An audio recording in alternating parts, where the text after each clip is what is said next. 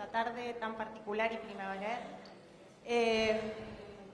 Estamos llevando adelante el ciclo de pensamiento contemporáneo con toda una definición de la gestión del gobierno de la provincia de Santa Fe, gracias a la decisión del ingeniero Miguel Lipschitz, que afortunadamente hoy se ha tomado un ratito en su agenda para acompañarnos, así que es un honor tenerlo, señor gobernador.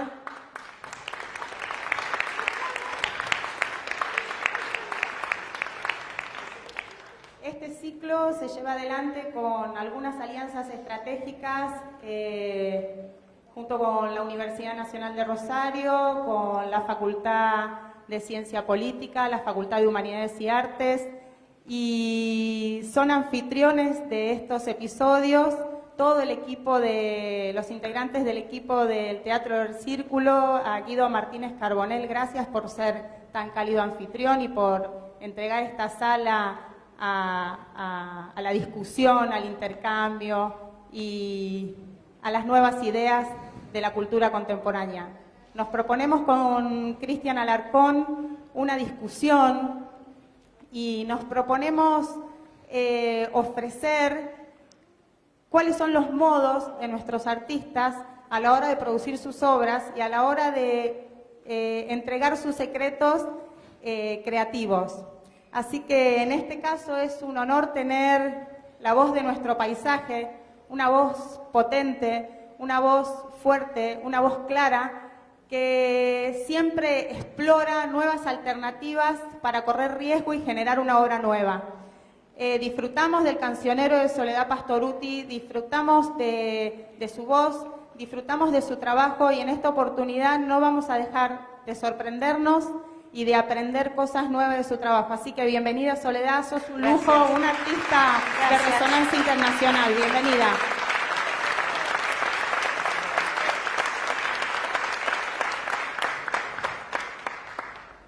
Muchas gracias, Lila Sigrist, por ser el hada que imaginó estos encuentros del pensamiento contemporáneo. Nos van a tener de acá hasta fin de año, siempre la última semana del mes, en general los días viernes, en esta sala. ¿Ustedes miraron el cielo?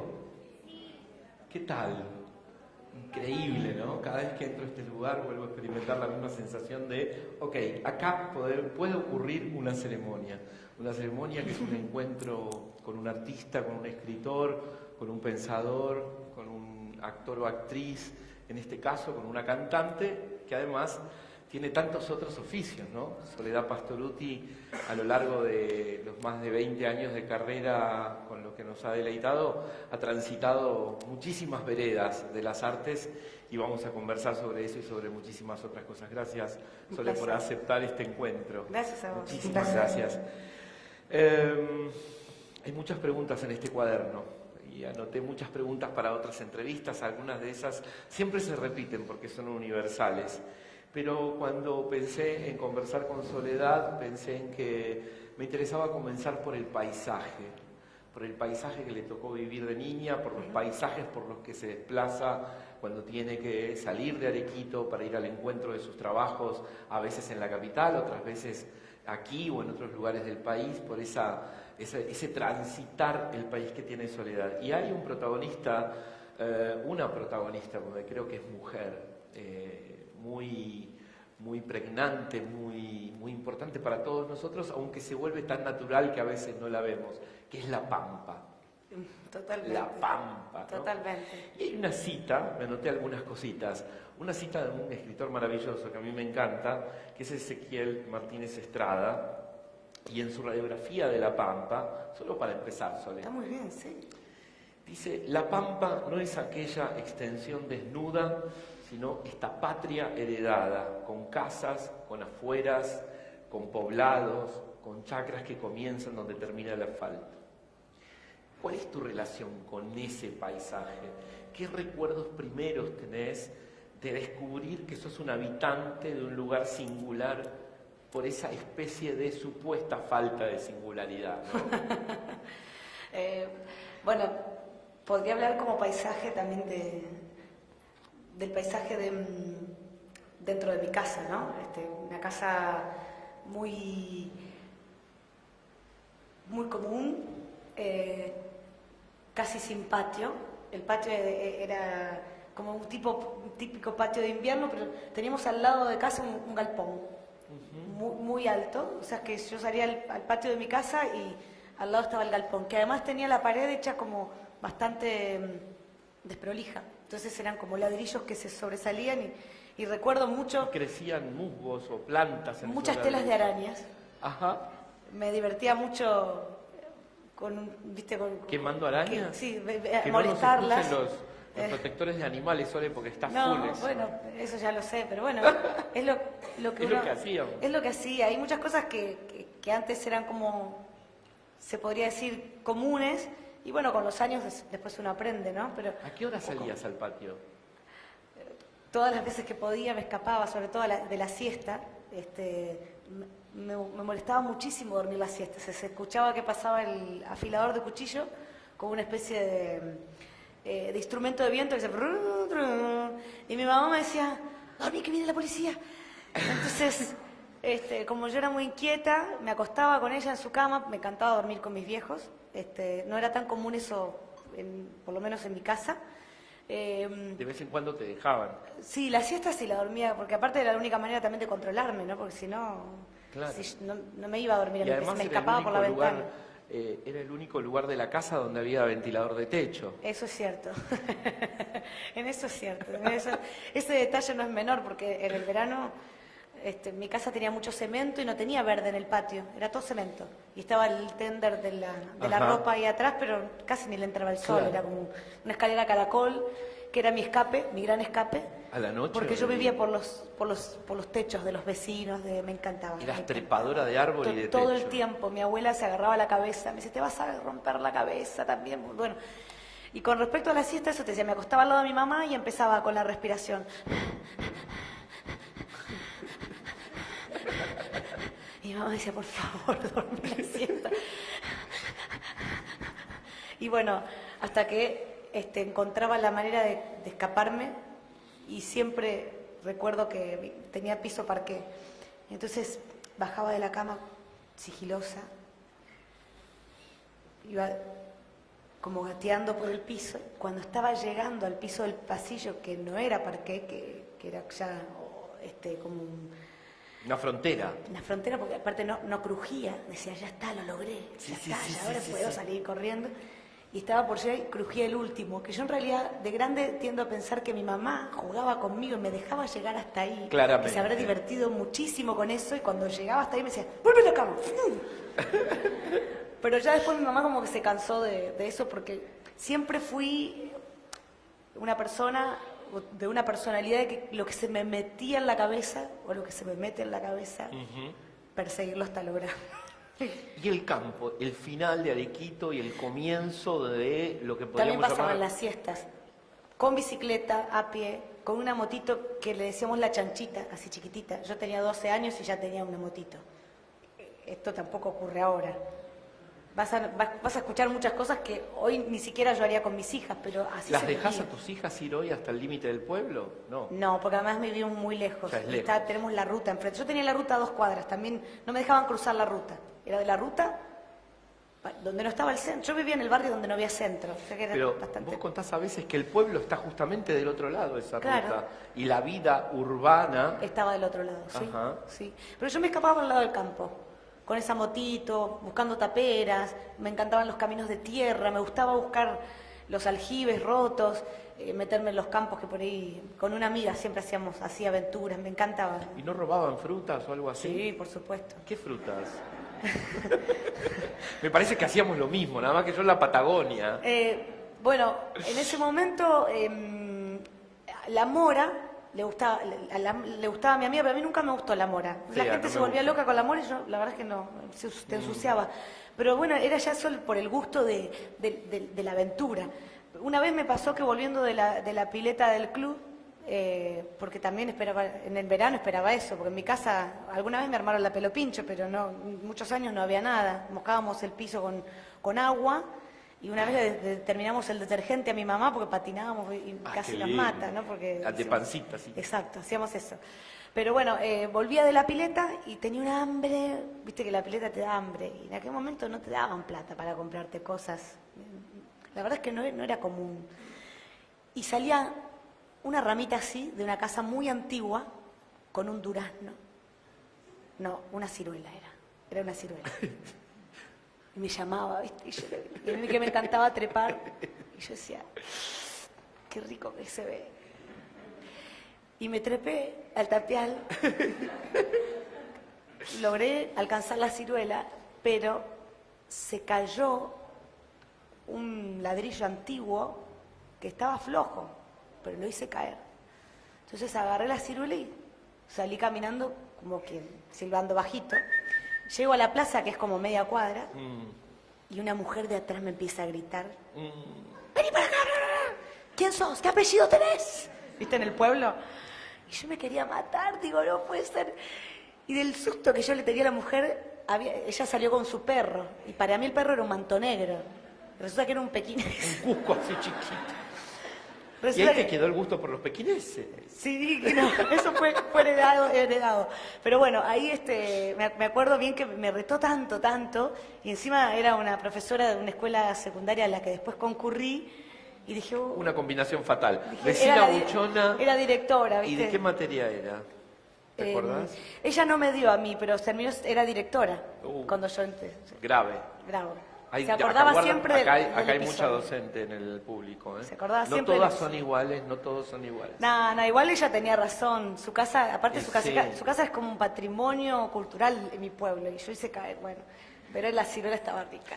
Qué maravilla la felicidad del recuerdo de la infancia, ¿no? Ese homenaje que uno le hace toda la vida a algunos momentos especiales que uno a veces sintetiza en uno solo. Capaz que te robaste un montón de ciruelas. No, bueno, también digo, yo pensando en esta relación con el campo, yo me esperaba los domingos porque mis primos vivían en el campo, realmente vivían en el campo. Entonces me escapaba de la casa de mi abuela, íbamos a comer los ¿Primos tallarines. por el lado de tu papá o de tu mamá? La abuela de parte de mi mamá, que vive a 15 kilómetros de mi pueblo, al que concurría a veces en bicicleta, sin avisarle a mi mamá, por un camino paralelo a la ruta de tierra, cosa que tampoco hoy es muy común hacerlo por la inseguridad o por lo que sea. Claro, por el miedo. Sí, a mis hijas las llevo a veces en bicicleta hasta el cementerio, que es el camino que vamos a hacer siempre de deporte para todo el pueblo, ¿eh? Y son 2 kilómetros y empiezan, mamá, no hay más, no hay más. Y yo me iba 15 kilómetros de mi abuela y llegaba y la alegría era llamar por teléfono a mi mamá, adivina dónde estoy. Y mi mamá ya me conocía, ya sabía. ¿Y qué decía tu abuela cuando llegabas? Mi abuela esa abuela fue muy compañera de todas mis locuras, de todas mis Porque la ocurrencias. seria era la mamá de tu papá que Sí. vivía con ustedes. Era seria, miedosa, tenía otra manera Claro. de crianza. Y esa otra era la fiesta. Esta era la fiesta. Cuando yo aprendí a manejar ¿Cómo un se auto, fue la llamaba? única que se animó, se llama Valeria. Se llama. Fue la única que se animó a subirse conmigo, a que yo aprendiese a manejar el auto con ella al lado. ¿A qué edad, Me Sole? acompañó. Y yo empecé a manejar, tampoco Esto está no lo están permitido ahora. escuchando, ¿eh? Esta Digamos- parte, señor gobernador, no. El streaming, hubo un error. Pero eso es herencia. Mi abuelo a mi papá le compró un auto cuando tenía 12 años. Un Studebaker modelo 30. Bueno, impresionante eso. ¿Y vos qué edad tenías? Reitero mi pregunta. Yo habré tenido 14, 13. Y mi papá un día me dijo, uno de los autos, cuando ya nos empezó a ir un poco mejor, ahí ya me regaló un auto, pero yo no tenía edad para tener un auto. ¿Tuviste un auto de menor? Yo también. Un Fiat 128 pistero. A mí me regaló un A Sierra. los 15. Un Sierra me regaló a mí. Vos sabés que mi hijo, tengo un Celestito. hijo de 15 años, Sole y yo hablamos por primera vez porque es tan profesional que por primera vez me pasa, hago periodismo desde que tengo 19 años, debo haber entrevistado a no sé cuántas personas, imagínense, y todo tipo de personas, muchos ladrones, muchos narcotraficantes, muchos artistas, ¿no? Todo tipo de personas y en muchos lugares en América Latina. Nunca antes un entrevistado me había llamado antes. Soledad Pastoruti me llamó el martes y conversamos, hoy lo puse en Twitter, como dos comadres, de lo importante, de nuestros hijos. Mi hijo, que tiene 15 años, Pablito, este verano quedó unos días al cuidado de otros adultos responsables mientras yo estaba en Colombia, y al regresar noté que mi camioneta tenía un choque. 15 años, recién cumplidos, gran problema. Bueno, una serie de medidas hubo que tomar. Pero Sí. cuando investigué Decir que chocaste vos, el por hecho, ejemplo. yo que he investigado casos policiales, crímenes muy complicados, a la policía bonaerense, descubrí, investigué cuando aprendió a manejar, que aprendió a manejar a los 10, 11 años porque le enseñó mi padre en Chipoleti, ¿no? Mirá. Es esa tradición que queda. Sí. ¿Sabes con qué tiene que ver esto? Con algo No que sé. lo pensaba como un tema tuyo. En este tipo de lugares, aún hoy, a pesar de los cambios que nos produce el mundo con su velocidad, la tecnología, la economía, persiste una especie de otro tipo de tiempo, ¿no? Como si los tiempos fueran distintos. Y vos, te decía también hoy, navegás entre distintos tiempos. Yo decía, quizás sean tres. El tiempo de la urbe, de la cosmópolis, de la ciudad, al que esta niña llega muy tempranamente con su familia y que trastoca ese ritmo de vida que había sido de festivales, que había sido de noches, ¿no? De fiestas populares, pero de pronto aparece la ciudad, los canales de televisión y el entertainment o la televisión. Tres ritmos. El otro día ella estaba en la ruta, me llama, conversamos tranquilos, pero se introducía en la grabación de la voz a las 11:30 de la mañana y salía a las 9 de la noche. Otro tiempo, ¿no? Sí. Y luego volver a casa, volver al pago. ¿Cómo te llevas con ese entrar y salir de estos tiempos? Me encanta. Creo que es lo que más me seduce primero de mi condición de mujer, que si bien hoy las mujeres vivimos otros tiempos, yo no dejo de provenir de una familia muy tradicional, del interior del país, con otra manera de ver las cosas. Vos pensás que yo yo soy católica, gran parte por tradición, pero la verdad es que soy creyente porque me han pasado muchas cosas y encontré siempre la respuesta allí, pero empecé a ir a la iglesia desde muy chica, desde antes que tener que hacerlo porque tenías que tomar la comunión, porque ahora a los chicos, o sea, los que somos católicos, dicen, bueno, ahora tiene que ir a catequesis, y bueno. Y era una tradición familiar, íbamos primero a la iglesia, a la mañana, en la iglesia de Los Molinos, que es un pueblo de casi 2.000 habitantes y no sé si mucho más, las mujeres sentadas de un lado y los varones del otro. Y entonces yo iba con mi bisabuela, mi abuela, mis primas, mi tía, eran toda esta parte, eran todos racas, saquino, éramos todos parientes eran, ¿viste? Incluso hasta los bancos, algunos decían, este banco fue donado era algún pariente, seguro. Claro. Y de aquel lado, entonces salíamos de la iglesia, saludábamos al cura, que además era muy amigo de mi abuela. Iba a decir, el siempre. cura también era pariente. Claro, no era pariente, pero sí iba a comer y qué sé yo. Y se ponían a hablar todas las mujeres, ahí afuera, de cosas, ¿no? De no sé cómo te fue, no sé qué, si limpió la casa, si las cosas cotidianas de todos los días. Era como el encuentro de esta gran familia que había generado mi bisabuela Laura, que se vino de Italia a los 17 años, con 2 hermanos y la mamá. Le habían prometido que venía a hacer la América y terminó siendo sirvienta de unos parientes. A eso vino, a lavarle. Es más, los parientes, según cuentan, contó ella y contaban hoy sus hijas, habían dejado de lavar la ropa durante unos cuantos días porque sabían que venían estos de allá y les dejaron toda la ropa para lavar. Y ella llegó a Argentina sin un zapato porque lo perdió en el... Una cenicienta. Era una cenicienta italiana. ¿Y cuál fue el príncipe? Y el príncipe fue, obviamente, su marido, el amor de toda su vida. Ella se llamaba Laura Racca, ¿no? Y él era Ripari, de apellido, y se llamaba Luis. LR, eran las iniciales. Y Luis pasó y se enamoró de esta familia. O sea, notó ¿Dónde pasó? Porque estaban tuvo cerca una misión, cerca ¿no? de la zona de... No estaban en Arequito. Yo estoy hablando de la familia de mi mamá, ¿no? Que es Sí, de la sí, que sí, más... de los Racca. De la que más historia sé. Pasó por ahí, ellos estaban, creo que, o por Venado Tuerto, por Sanford, no era exactamente donde después se fueron a vivir. Y pasó y vio a estas personas trabajando y se ese enamoró. piecito vio. Y sí, se Ese enamoró de ella piecito. y la rescató de la situación de sirvienta. pobreza. muy pobres. Y trabajaron a la par. Mi abuela era mi bisabuela, una de esas mujeres que hasta los 90 tenía su quinta hecha detrás de la casa, que tenía una fortaleza increíble. Después en Argentina se hizo fanática de Boca Juniors, de Maradona, le encantaba el boxeo, se quedaba hasta altas horas de la madrugada esperando las peleas de boxeo. Y me acuerdo la nona se dormía. ¿Era fanática del Diego? Fanática del Diego. Hoy estuve defendiéndolo al Diego en redes sociales. Ah, sí, no sé, Sí. yo no estoy muy No, actualizada. un ataque menor que sufrió en México de una corresponsal mexicana que vive aquí pero que está visitando a su familia, muy amiga mía, a la que me vi obligado a responderle algunas afirmaciones que hizo sobre nuestra estrella e ídolo Diego Maradona. Está muy bien, si lo ¿Por qué creíste crees justo. que alguien como tu abuela tenía una identificación con el Diego? Supongo que por la misma razón por la misma vivencia, porque ella siempre fue muy pobre, Diego arrancó también siendo muy pobre y logró, por la misma razón que mucha gente se identifica con muchos artistas, y con mi caso, ¿no? Es decir, ver que alguien que está más o menos viviendo las mismas circunstancias logra un sueño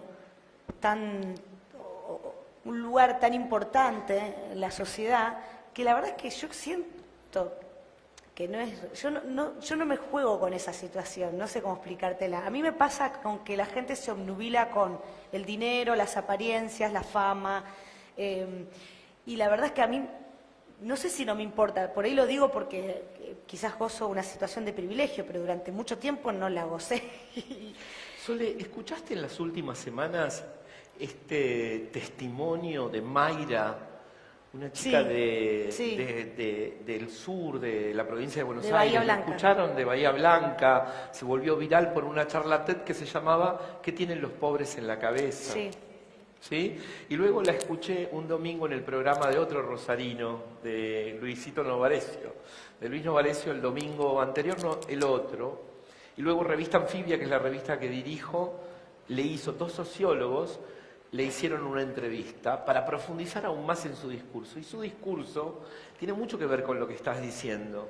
Es un discurso sobre la conciencia que ayuda ella a tener sobre qué significa la pobreza, pero que no es el discurso de la meritocracia, que es el que vos estás señalando como, bueno, la Sole se lo ganó porque tiene un ángel, porque se esforzó toda la vida, ¿no? Sí. Esto significaría entonces que cualquiera podría ganárselo, ¿no? Y no se lo ganan porque no se esfuerzan lo suficiente, más o menos así. ¿Cómo te llevas con ese discurso, con el discurso de la meritocracia? Bueno, por eso tengo arequipa.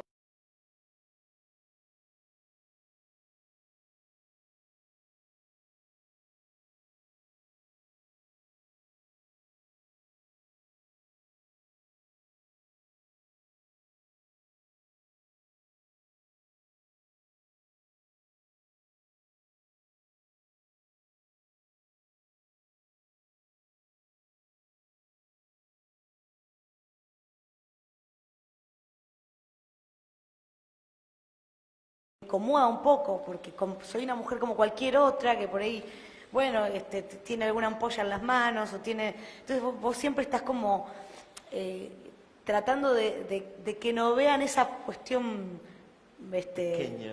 porque sabes que lo que se diga, la crítica, llega a muchos más oídos, y porque te llega a vos, porque a lo mejor, si yo fuese una persona común que pasa por la calle, las personas que están enfrente también criticarían lo mismo, pero yo nunca me entero.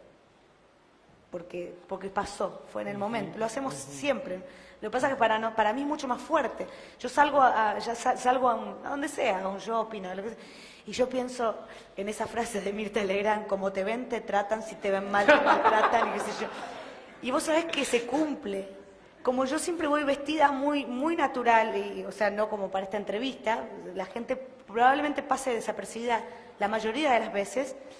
He recibido muchos maltratos por no ser la Sole. No sé si me explico. Te entiendo Y perfectamente. entonces me empezó a sonrojar, y cuando alguien después me reconoce, peor todavía. Digo, entonces siento mucho en los aeropuertos, en donde siempre hay una persona, a ver, pongan las cosas ahí, sácate las zapatillas, pasá. Y yo digo, ¿por qué? ¿Qué necesidad? ¿Qué necesidad? Ya cualquier persona que viaja se pone nerviosa por la circunstancia de viajar. Y entiendo que ha habido atentados y mucho, pero no hay chance de que te traten mejor, ¿no? De que Y esa relación con la gente entonces de Arequito, con ese ser una más, ¿no? Sí. Estamos hablando de cómo ser un ser extraordinario a los ojos del mundo, a los ojos de las audiencias, de los públicos, y al mismo tiempo ser una más. Es una construcción. Porque el arte no tiene nada que ver con la persona, para mí. Quiero decir, yo disocio un poco lo que uno puede generar sobre un escenario con lo que genera abajo. Si bien yo me considero la misma persona, siento, y hasta lucho con eso, ¿no? Lo habrás visto en muchas entrevistas que yo te digo, Sí. a mí me pesa que la gente quiera más al personaje que a la cantante. Claro.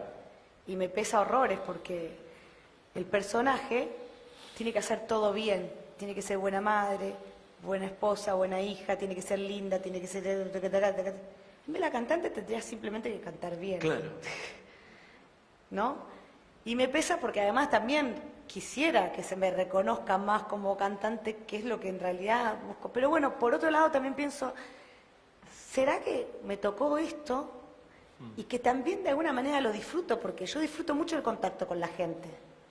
A veces se me hace una bola gigante que me... Claro, que me aplasta. hay una escena inaugural que es después de aquel premio de consagración en Cosquín, ¿no? Histórico, del que Sole nos ha hablado muchísimo. Ese momento en el que masivamente se le rinde un homenaje en vivo a esas 4 canciones que no puede dejar de cantar junto a Natalia, en contra de Marvis, que está en un costado ahí como una especie de señor Burns. No, bueno, la gente, pero no yo, Pero Marvis diciendo, bueno, y ellas dos ganándose al público, y después de ese premio, si no me equivoco, por ahí me equivoco, ¿no? Regresar a Arequito, Sí, sí.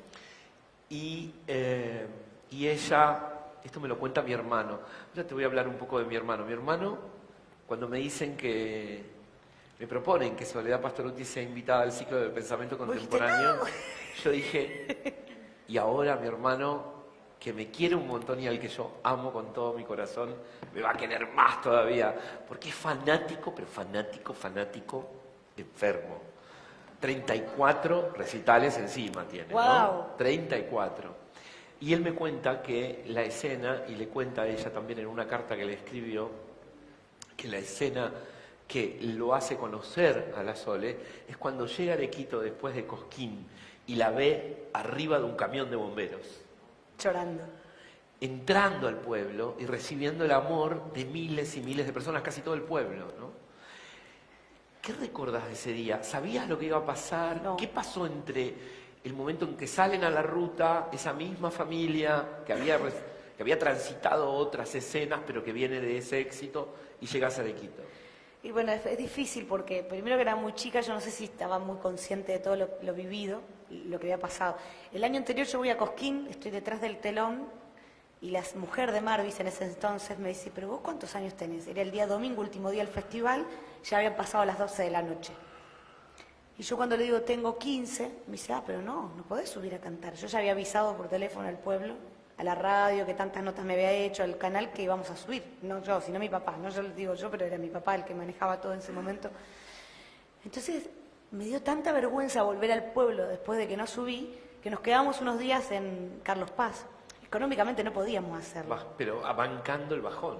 Sí, tristísimo, pero tristísimos. Era como, no sé, es raro explicarlo, pero es, no sé, porque no es una pérdida, pero era muy feo. O sea, aparte en el pueblo nos conocemos todos, entonces es difícil volver a la escuela, ¿no? Otra vez estamos hablando de la mirada de los otros. Sí, es que existen los otros, por eso existimos nosotros también, ¿no? Pero bueno, es un poco eso. Bueno, me acuerdo que en ese que nos quedamos ahí, en ese lugar de Carlos Paz, perdí la malla en el balneario. Lo que me había costado la malla, porque nos íbamos a cambiar a un baño común, ¿viste? No era un bañero con... Te la chorearon, Solé. No, me lo olvidé yo porque yo era de hacer esas cosas y después no sabes lo que sufrí horrores con esas cosas, o sea, porque costaba todo mucho, o sea, hoy lo cuento y cualquiera diría, qué estúpida, se ríe. No, costaba todo muchísimo. no sé, en ese momento no era tan común ni la gaseosa, ni la galletita dulce, ni se comía lo que se podía, lo que había, y a la tarde la merienda era con el pan duro del mediodía, y no te daban la plata para la escuela. Bueno, un montón de situaciones que cuento como para que se ubiquen, pero calculo que muchos de ustedes la han vivido porque debemos tener más o menos la edad. Bueno, me quedé ahí. Volvimos al pueblo, mi mejor amiga, modelo, rubia, de ojos claros, Maldita. 1,80 m, del mismo barrio, nos decían el litro y medio. Mi mejor amiga, la adoro, es como una de las personas más buenas que conozco en este... Ganó un concurso de una revista JIS, se ganó un auto, un viaje a la Polinesia. No. Era la diosa del momento. No, había que ahogarla. Y yo cantaba folclore. Además de todo lo que yo no tenía de ella, cantaba folclore. ¡Oh! No era cool entre mis compañeros, o sea...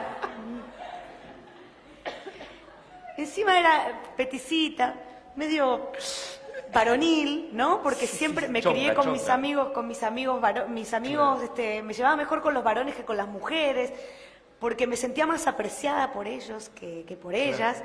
Y con mis primos en el campo jugábamos a la pelota, yo descalza y ella con... Y Mirá ellos cómo con... dice descalzo. Sí, buenísimo. porque era con el pelo así suelto, mi mamá me quería matar. Yo descalza y ellos con botines, ¿sabés? Mis piernas Y eso eran no te todas producía marcadas. ninguna envidia. ¿Quién? Tu amiga. No, No. envidia no. Vos no querías ser como ella. No. Aparte, de verdad que la adoré desde... O sea, no.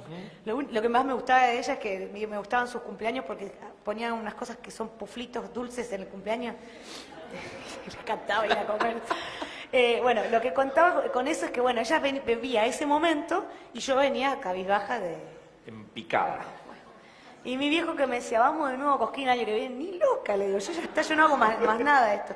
Y ya me gustaba esto de salir a bailar, de ver qué me ponía el fin de semana, qué remerita. Yo también, digamos, desarrollé bastante más tarde, o sea, que eso tiene mucho que ver, ¿no? Es como, yo como que siempre fui muy niña y hasta el día de hoy creo que sigo teniendo Sí, una lúdica, mucho de ¿no? Una eso. relación lúdica con Sí. lo que te pasa. Sí, que también me genera como una juventud constante, porque mucha Claro. gente por ahí, incluso hasta me da menos edad de la que tengo, bueno, Claro. no sé, una cosa así, por mi actitud, no por otra cosa. Y bueno, volvimos a Cosquín porque mi papá es muy insistente, extremadamente insistente, y siempre me pudo, y siempre fui una persona, y lo soy, soy muy feliz cuando el otro se siente muy bien. Soy muy condescendiente, a veces hasta el punto de olvidarme de mí misma, pero yo prefiero que si alguien viene a mi casa y me dice, yo el mate lo tomo sin azúcar, te lo cebo amargo, para que se sienta bien y no... Tengo mucho eso. Y con mi viejo siempre tuve una debilidad, siempre... Digo, para que no me siga picando el seso, digo, voy. Mi hermana se había enfermado, una alergia le había salido en ese momento, entonces fuimos con él nada más, en una chata prestada, atrás con un colchón enrollado y llevamos el poderoso, el chiquitín, para secar la ropa, porque no teníamos ropa para todos los días que nos íbamos a quedar. Comíamos fiambre todos los días porque no teníamos, era todo prestado, ¿viste? Mi papá que juntaba plata. Bueno, fuimos a Cosquín otra vez la misma peña, otra vez la misma gente, etcétera, etcétera. Cuestión Pero pillos de que no tenían que hacerse las 12 de la noche, ¿no? segunda, Y de paso, toque. ¿Viste? Y ahí revoleamos el poncho. ¿Qué me habían dicho que no lo haga? claro. Porque ellos, pero no porque no era una prohibición de queda mal, no lo haga, no. Tenía que ver con que sabían que podía ocurrir que el público pida otra, ellos tenían que cumplir con Claro. el horario televisivo y no querían quedar mal con los artistas que venían detrás. Era un poco más estricto el festival en ese momento. Y yo lo revolví igual, el poncho. Cuando era chica era mucho más rebelde que ahora. Me encantaría tener esa Sí, rebeldía hoy. algo se perdió. Vos es que Se justamente... se perdió un poco eso porque Sí. la sociedad me asusta un poco. O sea, La regulación de aquello que identitariamente somos desde la cuna y a lo que la metrópolis a veces nos somete cuando vamos de la periferia al centro. ¿no? Debe ser eso. Esa regulación que todos en algún lugar tenemos que hacer cuando entramos a la facultad, cuando nos vinculamos con otras clases sociales, cuando nos sumergimos en la vida internacional, que es peor todavía que la Pero además pandemia. hay un detalle, yo hoy ya soy alguien para la sociedad, con una responsabilidad que me heredan o que me indilgan, por así decirlo. En ese momento no. Entonces, ¿a quién le importa? O sea, si yo revoleaba el poncho y no pasaba nada, no pasaba nada. Si pasó lo que pasó, ¿quién iba a decir? Nada. O sea, ¿quién era la insolente? No sé, una chiquita que venía de... Hoy es Soledad. Claro. Mira, Mi hay nombre un me cronista, pesa también. quizás te acuerdes de él porque escribió bastante de vos, Fernando D'Addario. El ¿Los Poroto, amigos? sí. Sí, el Poroto D'Addario, gran compañero de Página 12, trabajamos cerca, mucho tiempo en Página en los 90. Poroto escribió sobre vos en aquel momento. Me daba bastante también Poroto. Te pegó, sí, después vamos a esa parte. Hay una parte, tengo un bloque pensado, gracias a mis asesores, entre ellos Julián Grodicher, que es un bloque de venganza, Sole, así que ya vamos a llegar ahí. No, vamos yo a vengar no de pretendo todo. vengarme. Y El bueno, tiempo, pero el acá como tiempo somos dirá que pocos- existo por ser parte de la tierra, dice la canción. Poroto dijo, hablando muy bien de ti, es sencilla, es creíble y tiene unas pilas que la vuelven avasallante. Cuando cantaste con Abel Pintos, en los 20 años, en Cosquín, al terminar la canción, vos le dijiste, ¿viste que aprendí a cantar tranquilito? No fue para él la frase igual, Ah, ¿para quién fue? justamente para gente como el Poroto. Porque lo que más me criticaban era...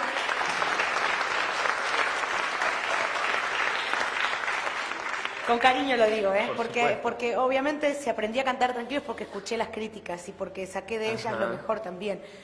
Lo que más me criticaban era que era muy gritona, que era una divina, pero, digamos, los que se ponían más estrictos en lo técnico, decían, no, grita mucho.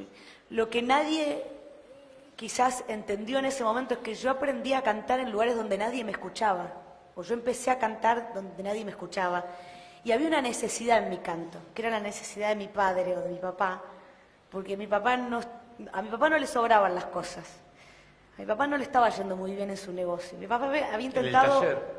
En el taller mecánico, pero había intentado muchísimos negocios. Mi papá es tan inquieto como yo, y con menos suerte, porque la verdad, o sea, la suerte la encontró, si la quieren ver de una manera conmigo, pero él tenía un criadero de conejos, se fundió, tuvo una farmacia, fue socio, se fundió, fue socio de un aserradero, se fundió, bueno. ¿Querés que le presente a mi viejo? Es que, y la gente le decía cuando hinchaba conmigo, deja de hinchar con esa piba que canta, pero no porque yo cantase mal ni porque les caía mal la situación, sino porque decían, no vas a llegar a ningún lado. ¿Qué es lo que pretendes? Pero mi viejo veía que algo pasaba con la gente cuando yo me presentaba. Y además es, como te dije, muy insistente, extremadamente insistente. Entonces me llevaba a cantar al boliche de la esquina de casa a 2 cuadras. Mi mamá decía, ¿Qué haces con la nena? ¿Dónde está la nena?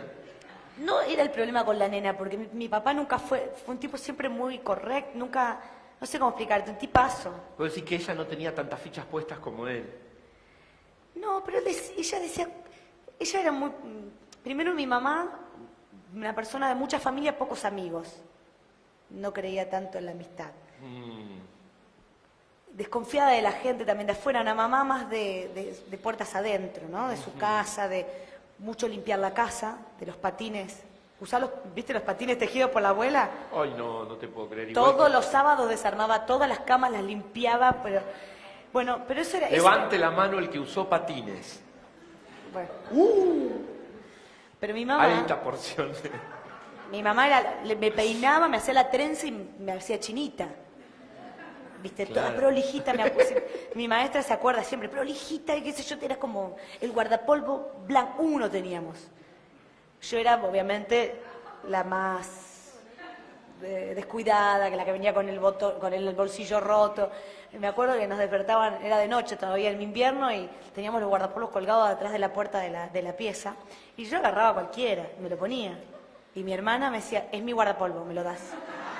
Es lo mismo, le digo, somos iguales físicamente. No es lo mismo, el tuyo está sucio, el mío no, decía, ¿viste? Mi hermana es muy parecida a mi mamá. Claro. Y yo Pero para- tu viejo entonces te llevaba me al llevaba bar. al bar de la esquina, donde había borrachos, donde había gente que cantaba, a lo mejor con la cuerda rota, la guitarra, me subían arriba un tablón, arriba una mesa y yo cantaba. Eran esos 2 minutitos y después me volví a mi casa, capaz que se volvió un rato más, porque le encantaba esa bohemia del folclore. Claro, un bohemio. Que en un pueblo como el nuestro no era tan común, o era común solo en alguna cierta clase social, y esto nadie lo tome a mal, porque nada de lo que yo diga tiene ninguna, pero decía, cosa de negros, ¿no? Digamos, hablando de una estructura, de un pueblo, una provincia de Santa Fe, donde muchos, los gringos, bueno, hay como una diferenciación. Entonces me llevaba a las peñas, y mi mamá no es porque estaba en contra de eso, sino porque decía, es chica, deja de, todavía no, y porque aparte poco sociable mi mamá. Si hubiese sido por mi mamá, yo no salía de mi casa, ¿no? Entonces mi viejo, dale que va, y siempre generaba alguna cuestión para irse a algún lado, me inventaba alguna historia, y bueno, yo lo seguía. Mi hermana un poco menos, mi hermana tiene más carácter, y cuando mi hermana le decía que no, era no. Y no Esa se le animaba. relación que vos generabas con esos pequeños públicos iniciales, te llevaron, creo yo, es una hipótesis, ¿no? A que te resulte tan natural generar, como ocurre en este momento aquí, y como ha ocurrido después en Viña del Mar y en los escenarios más grandes a los que te ha tocado ir, una relación tan empática con el público. Cuando vos te relacionás con la masa, ¿no? Sí. En Viña del Mar, haciéndolos cantar y tomándole el pelo a mis coterráneos. Ustedes saben que yo nací en Chile. Que además arranqué mal, porque arranqué con una silbatina bastante... Son crueles, mis coterráneos son crueles. Pero te los ganaste, te los metiste en el bolsillo, después te hicieron volver y todo. Porque nunca pensaron que un argentino podía ser humilde. Claro. No soy humilde, pero es lo que mucha gente ve en mí. Digo, no soy humilde porque para mí la humildad no es una postura ni nada. Es como decir, yo creo que uno tiene que ser inteligente a veces en la vida y vos no sabes nunca a quién estás saludando y a quién estás tratando. Y en qué posición vas a ubicarte hoy, mañana o pasado. Entonces yo siempre traté de ser en ese sentido cautelosa porque un día subí, Pero alguna Al otro día percepción fue a bajar. tenés de lo que podríamos decir la multitud, ¿sí? Sí. Pero al mismo tiempo pareciera ser que en tu relación con la multitud hay una relación de uno a uno. ¿Cómo es lo uno y Así lo la otro? veo. Por eso no le tengo miedo, porque creo que ahí hay una persona que podrá estar diciendo cualquier cosa. O sea, nosotros todos somos guapitos cuando estamos en grupo. Es más fácil estar ahí que estar acá, aunque no parezca. Por eso a mí me dicen, bueno, ¿tenés miedo cuando cantás y hay mucha gente? No, es cuanto menos miedo tengo, porque aparte, primero que no les veo tanto las caras, cuando hay poquita gente es peor, porque sabés lo que está pensando, si está mirando la hora, si uno se está durmiendo, lo ves. Pero a mí me parece que es ahí donde uno puede, en igualdad de condiciones, relacionarse con el otro, entenderlo, y ahí donde no se animaría a decir tantas cosas que uno dice, incluso hoy en una red social, que yo es lo que digo siempre, o sea, es fácil cuando no das la cara decir un montón de cosas, buenas, malas, lo que sea, digamos, es como ponerle el like a alguien, no sé qué significa hoy, ¿no?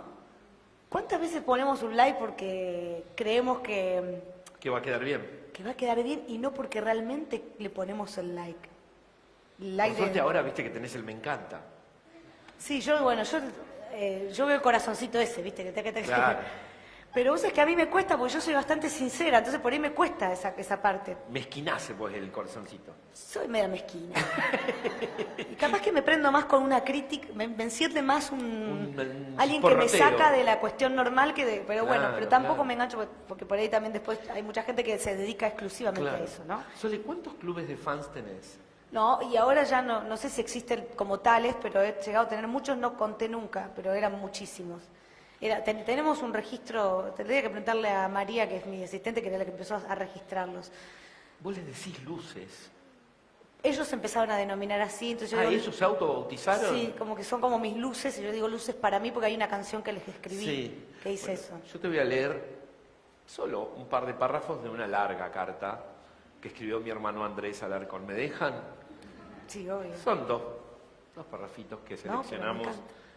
Y tengo el permiso de él. Andrés Alarcón es un joven artista que estudió en el Conservatorio Nacional de Arte Dramático y que vive en Chipoleti, que es la ciudad en la que yo me crié. Nosotros somos chilenos, los Alarcón Casanova, vinimos en el 75, durante la dictadura de Pinochet, a vivir en la Argentina y ya nos quedamos para siempre, ¿no? Se entenderá por el tono que tengo que poco queda, al menos en el tono de esa condición chilena. Pero somos una familia gastronómica y etílicamente muy chilena, Sole. Qué rico. Mi hermano Andrés te escribe: querida gringa, por esas cosas de la vida, después de 22 años de seguirte incondicionalmente, puedo hacerte llegar estas palabras, palabras que pienso sin parar desde hace una semana, cuando me enteré que mi hermano te entrevistaría. Probablemente ninguno de tus fans olvida la primera vez que te conoció. No soy la excepción. Yo tenía 13 años, era mediodía y me sentaba a almorzar y mirar el noticiero con mis viejos. En el zócalo de la pantalla titulaban: Soledad fue recibida en Arequito como un héroe o como una heroína. Y ahí estabas vos y tus lágrimas incrédulas ante tanta pasión subida arriba de un camión de bomberos. Me pregunté quién era esa pequeña mujer que de repente arrasaba en un territorio dominado por hombres. Me pregunté quién era esa piba tan atrevida que dejaba de lado los buenos modales.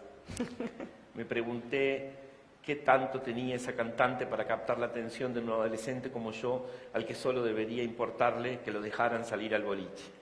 Y acá estoy. Luego tendrás algunos párrafos que son solo tuyos. Nunca me decepcionaste, Sole. Cada paso que fuiste dando en tu carrera seguís con el mismo entusiasmo. Cada temor que vos tuviste con algunos cambios en el repertorio, en la manera que tenías de encaminar tu carrera, en los desafíos televisivos, en tu experiencia en el cine, en tus músicos y tantos otros cambios, los viví con la misma adrenalina de siempre. Se cansaron de criticarte por muchas cosas, que si dejabas de hacer folclore, que si la película, que si tenías novio o no tenías novio, que si eras afín a tal o cual gobierno. Uf. Pero ahí, gringa, quédate tranquila, que siempre tuviste a tus luces, que te defendimos en cada polémica en la que te quisieron envolver, y siempre nos tendrás. Hace 5 años tuve que internarme en una granja para rehabilitarme del consumo de drogas. Éramos unos 40 pibes más o menos. No nos permitían tener aparatos de música. Me hice amigo del Pollito, el único pibe que sabía tocar la guitarra. Charlando con el Pollito nos confesamos que a los dos nos gustaba el folclore y los dos lo conocíamos mayormente por saber tu repertorio. Al mes, y después de hacer una especie de huelga, conseguimos que nos trajeran una guitarra que podíamos usar en nuestros ratos libres. Al principio éramos 2 gatos locos cantando El duende del bandoneón, entre a mi pago, el que toca nunca baila, pero mientras pasaban los días, en esos ratos libres se nos iban uniendo los otros internos al fogón.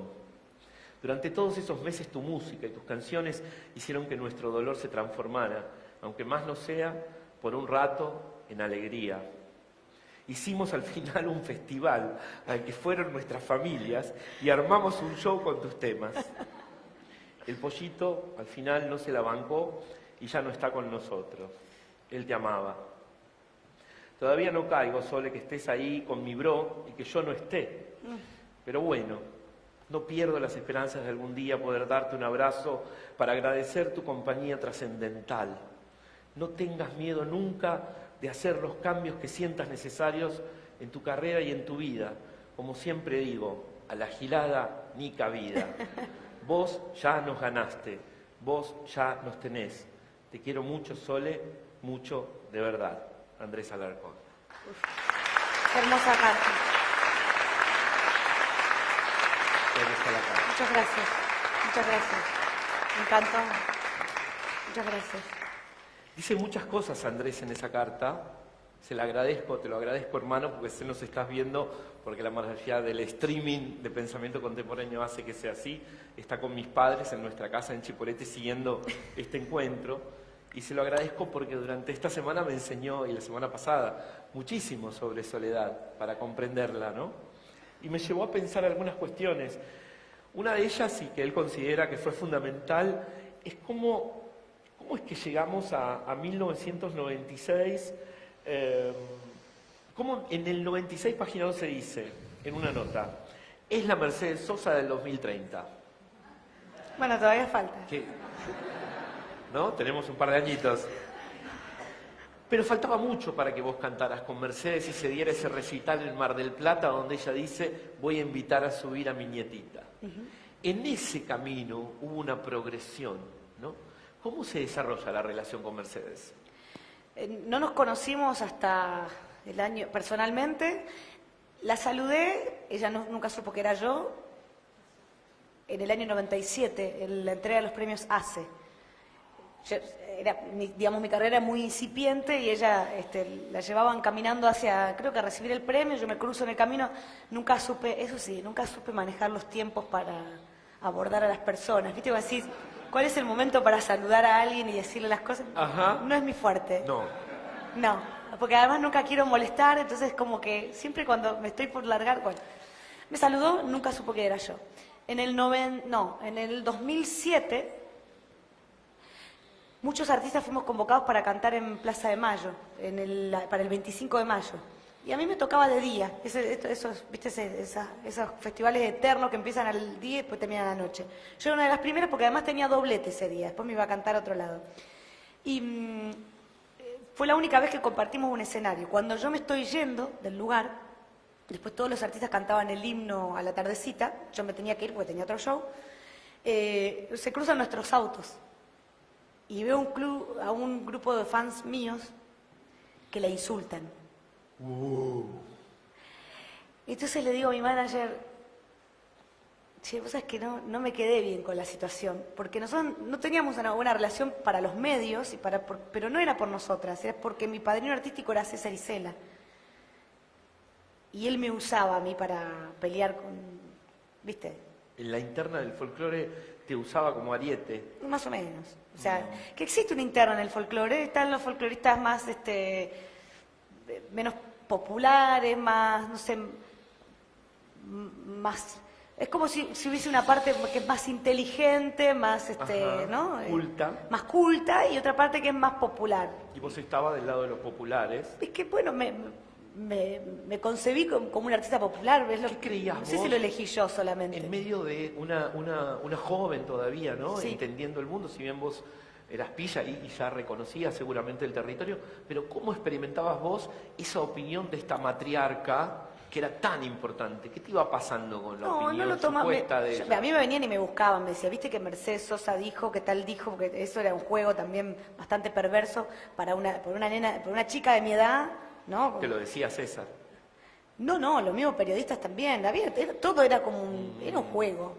Como pasa hoy, ¿no? Sale una noticia y se vuelve como un juego que después también banaliza lo que tendríamos que discutir en realidad, lo lleva a otro lado. Entonces pierde el sentido todo. A mí, el verdadero sentido para mí. Por eso muchas veces no me engancho en cuestiones de opinología. Aunque tenga una opinión formada por mi forma de vida, lo que sea. Bueno, con respecto a Mercedes no nos conocíamos. La gente venía y decía, Mercedes Sosa dijo que cantar que revolear el poncho no es cantar folclore, que el folclore no es revolear el poncho. Eran titulares que salían en los diarios en ese momento. Había también una pelea política por medio. Después uno la analiza con el tiempo. Claro. Todo se mezcla. Entonces... Bueno, yo decía, bueno, qué sé yo trataba de no contestar demasiado, esos eran los consejos de mi papá siempre fue un tipo que el pichu no pelea, ¿viste? Mi papá no pelea con nadie, a veces... Pero eso también es muy... Hasta queda como... El que se enoja pierde. Bueno, pero eso yo lo aprendí ahora, y ahora me enojo más, o sea que pierdo más. Pero en aquel momento no sé qué es lo que me guiaba a no engancharme demasiado, ¿no? Bien.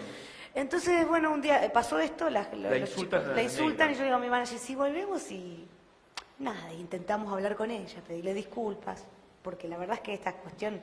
Y bueno, volvimos, corriendo el riesgo de llegar tarde al otro show, hablamos con el hijo de ella, vamos al camarín, la voy a saludar, no digo nada de esto, y ella sola me dice, ¿viste lo que acaba de pasar? Y me cuenta esto, entonces le digo, sí, lo vi, por eso estoy acá. Yo creo que nosotras dos podemos evitar que esto siga sucediendo. Cantemos juntas y se termina la cuestión. Y no se animó, la primera invitación fue al Gran Rex. No se animó porque tenía miedo que mi público la siga insultando. Entonces lo que hicimos fue un video, no sé si se acuerdan, que aparecía cantando Jangadero. Bueno, Y empezamos como una relación mucho más cercana, yo iba a comer a su casa, ella venía a la mía, yo iba a los té de su casa, como yo era la más chica, eran té multitudinarios, muchas mujeres iban ahí, Mercedes se ponía a ver un video de alguien, de una japonesa, qué sé yo, por ahí se dormía, las otras se iban yendo, y como yo era la que no tenía de experiencia en eso, me quedaba. Y me quedaba sola, con ella que a lo mejor estaba dormida. Y decía yo, ¿cómo me voy de acá? Y venía María, que me había agarrado un cariño enorme. María fue la persona que la cuidó Hasta el final. hasta el final, y me decía, ¿todo bien? Le digo yo. Digo, nada más que, bueno, Y bueno, ya es tarde. Sí, cuando quieras, me dice. Porque era como algo que sabías cuando empezaba, pero no cuando terminaba. Y, viste, por esta cuestión de respeto, de no saber, Claro, viste, claro. ¿cómo me voy a ir? Estaba durmiendo, por lo menos saludarla. Despertarla, no quería despertarla. Entonces, y bueno, y empezamos a tener una relación, te digo, hermosa. Y por ahí me llamaba por teléfono y se me ponía a hablar un montón. Y yo, en medio de todo eso, yo a lo mejor estaba cocinando, porque bueno, yo ya tenía como una vida de ama de casa en medio de todo esto. Y me regaló unos aros muy lindos, supongo que habrán sido muy caros, porque cuando entraron a robar a mi casa se los llevaron. Que tenía yo de recuerdo, me dijo, ponételos para una ocasión especial. Y la verdad es que nunca los usé porque no sabía cuál era la ocasión especial. te Siempre quedaste esperaba. esperando la ocasión especial. Ya te habías casado. Estará usando a alguien que le sirva, no sé. Sí, ya me había casado, de todo eso. Y bueno, y ahí fue como empezamos a tener esta relación, y empezamos a cantar juntas, surgió lo del Mar del Plata y después lo de Cosquín, que ella me invita a cantar, y esa misma noche tengo el privilegio de cantar con Horacio y con Mercedes la misma noche. Dos personas que no se llevaban muy bien por Te iba esta a cuestión decir, de división. ¿Cuál era la diferencia fundamental entre ellos dos? Fundamental, digamos, en cuanto al carácter, Sí, y a lo que significaban culturalmente. lo mismo que te dije antes. Me parece que Mercedes siempre representó un poco más a la parte más intelectual, y Horacio siempre fue el más popular, el cantor del pueblo, por así decirlo. Esto para mí es bastante injusto de parte de los dos, la apreciación, porque ella también era muy popular, lo sigue siendo. ¿Y el carácter cómo era la diferencia? Los dos eran personas de carácter. Mercedes me parece que tenía como esta cuestión más, ¿cómo explicarlo? Sufría más un montón de situaciones, y Horacio era como más optimista. Yo te lo voy a... Para que lo entiendas, te cuento una anécdota, que Por fue la favor. anécdota después de Cosquín. Canto con ellos, ahí también era como la pelota que iba y venía de un camarín a otro, porque no había una buena relación entre ellos, nunca supe el motivo, pero sí sé que habrá sido un motivo de peso, porque... Allende los tiempos había habido una diferencia, Pero era una muy- cuita de vieja data. Sí, pero una diferencia importante, de peso. Entonces, yo siempre soñé con juntarlos a ellos dos. No lo logré, ni esa noche. Horacio me decía, anda, que te está esperando. Entonces, digo, no te preocupes por mí, me decía, por ejemplo, ¿viste? O sea, como que él no se iba a enojar conmigo por eso, ni nada. Claro. Él me conocía desde hace mucho, y la verdad que siempre fue conmigo muy cariñoso y muy Generoso. generoso. Esa es la palabra. Horacio era un tipo muy generoso. Vos te vas de gira con Horacio, más o menos en el 2002, Sí. ¿no? De gira no, hicimos un Luna Park, que fue una ocurrencia mía, Ah. una loca ocurrencia, porque digo, vamos a empezar a ensayar, llegan los músicos de Horacio, empieza uno a tocar la guitarra, se pone en un tono y me dice, bueno, arranca a cantar, me dice. No, pero pará, digo, pues no está ni en mi tono la canción, dice, vamos a buscar. Dice, no, pero bueno, dale ya. No querían ensayar, era otra cultura, ¿no? Otra manera de hacer música, fue todo un Claro, tema. Más peña. Más peña. Y bueno, costó, pero salió. No, él muy predispuesto, pero por ahí el entorno les costaba, ¿no? Tenían otro. Claro. Bueno, la cuestión es que termina Cosquín, canto con uno, canto con el otro. Al otro día los llamo a los dos La misma agradeciéndoles. noche cantás La con los misma dos. noche, fue soñada para Vos mí. estabas... ¿Te imaginás? Fue soñada para mí. La llamo a ella. Mercedes, qué honor, qué bueno, le agradezco, pues fue para mí buenísimo. Ay, los festivales, viste lo tarde que subimos a cantar, como si... bueno, todo lo que a mí me pasa, y que yo también lo sufro, y que yo soy una... Bueno, ustedes saben, yo soy una cabrona con eso, o sea, con el horario de los ¿Ah, sí? festivales. O sea, para mí es terrible eso de subir a cantar. Que a las 3 de la mañana. Yo soy gringa, ¿entendés? Claro. Soy gringa, no tengo, o sea, yo no soy ni de aquí ni de allá, tengo un problema con eso, que es lo que dije antes, no soy ni folclorista, porque para los folcloristas no lo soy, porque no soy Carabajal, no soy, a ver qué otro apellido así, Farías Gómez, entonces como que, y soy una gringa que se puso a cantar folclore, y bueno, le fue bien, pero viste raro, y entonces, y tengo también parte de eso, ¿no? Y para los gringos también soy una cosa rara porque me dediqué al folclore. ¿No? Entonces, no soy ni aquí ni allá. Bueno. Porque sos anfibia, Sole. Sí, bueno, pero es medio raro eso, porque mucha gente no lo entiende. Salís del agua, entrás. Claro, a mí me encanta la calle. Pero llega un momento que tenés ganas de decirle a todos, chicos. ¿Sabés las veces que quiero levantar un dedito solo? Pero bueno, no lo voy a hacer, espero no hacerlo nunca, te juro. Sueño con esa imagen, ¿viste? Porque además soy así, ¿eh? No creas, yo soy muy polvorita, muy. Bueno, la llamo Mercedes, me cuenta esto, bueno, pero también me agradece, pero como que había sufrido un poco la noche. Lo llamo Horacio, que además estaban los dos sufriendo situaciones de salud bastante complejas. Piba me dice, no sé qué mierda, estoy pensando dejar de cantar, me siento mejor que antes. Y esa es la diferencia Claro, que tenían ellos dos, claro. para que vos lo entiendas. Y él siempre fue mucho mayor de edad que ella, ¿no? Y sin embargo, entonces yo creo que tengo un poco de los dos, salvando la distancia, porque la verdad es que me llevaron y me van a llevar toda la vida años luz.